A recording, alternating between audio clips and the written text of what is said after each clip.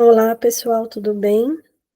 Hoje nós vamos falar sobre a abordagem tradicional na educação. Eu trouxe aqui alguns passo a passo, né, para explicar aqui para vocês sobre a abordagem tradicional. Uma das características gerais é que ela é persistente no tempo, então ainda hoje na educação a gente pode encontrar professores que se utilizam dessa abordagem. Dentro dessa abordagem, o adulto é como um ser acabado, pronto, enquanto o aluno é um adulto em miniatura, né? Do ponto de vista desse homem no mundo da abordagem tradicional, ele irá conhecer o mundo através das informações que lhe serão fornecidas, tá?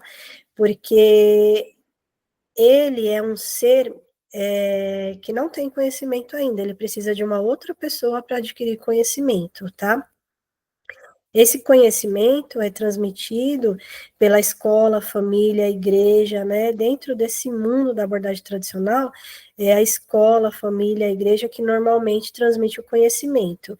E enquanto sociedade e cultura, o objetivo educacional da abordagem tradicional está muito relacionado aos valores da sociedade, tá?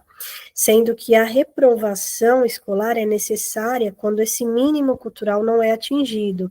Assim como o processo educacional nessa abordagem, ele é individualista, não possibilitando trabalhos em cooperação, em grupo, tá? O conhecimento, ele é visto, né, como algo a ser acumulado, uma inteligência capaz de acumular e armazenar informações, né?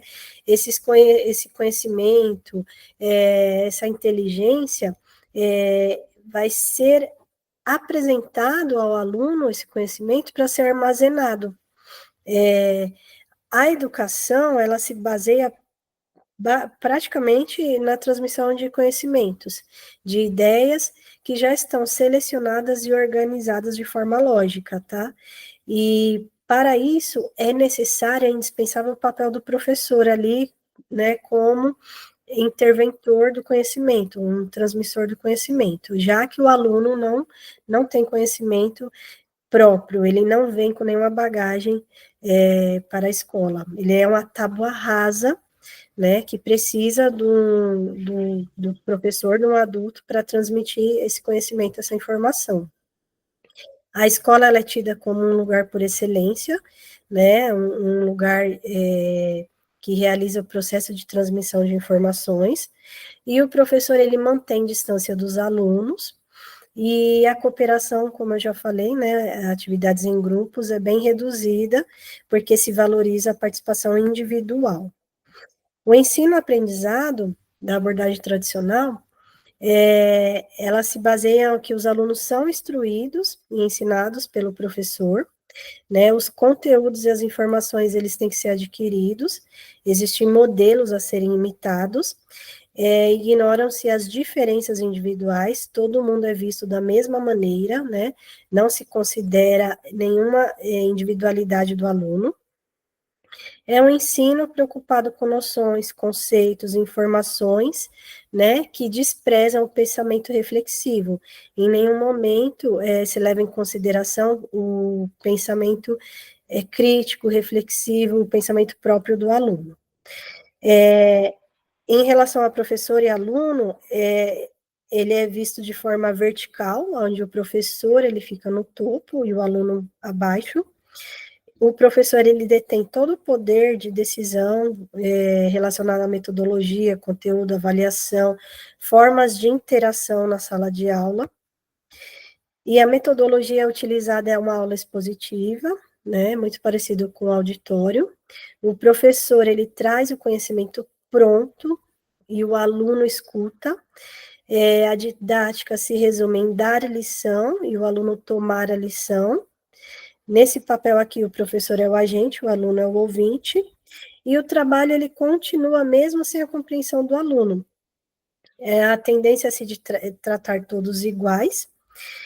No quesito avaliação, ela é feita de forma a avaliar se a reprodução do conteúdo comunicado em sala de aula foi adquirido, se o aluno ele consegue expressar com exatidão o conteúdo transmitido pelo professor, e as notas funcionam como níveis de aquisição do patrimônio cultural.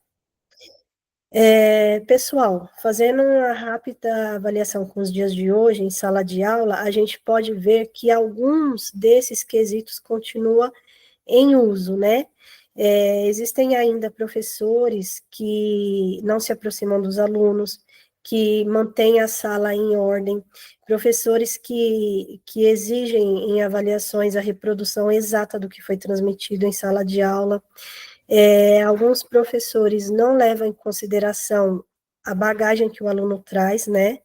O conhecimento prévio que o aluno traz, considerando, né, ainda a verticalização da educação, onde o professor é o detentor de todo o conhecimento, né? É notável, a gente precisa fazer aqui essa observação de que algumas coisas ainda da abordagem tradicional são válidas, né? Métodos avaliativos, mas é necessário a gente também considerar, né, que muitas coisas já mudaram, que o aluno ele não vem como uma folha em branco, ele traz sim conhecimentos prévios e nós, professores, temos que considerar isso e às vezes partir disso, além de levar em consideração as diferenças, as individualidades dos alunos, né? Não tem como tratar todos iguais, porque alguns têm mais dificuldades, outros menos, e a gente precisa adequar ali o nosso ensino, né, a nossa didática a essas diferenças, né? Isso aqui foi uma aula rápida, né, uma exposição, um resuminho bem rápido, né? Eu espero que vocês tenham gostado, agradeço aí por, por ter me ouvido aí durante esse tempo, e até uma próxima.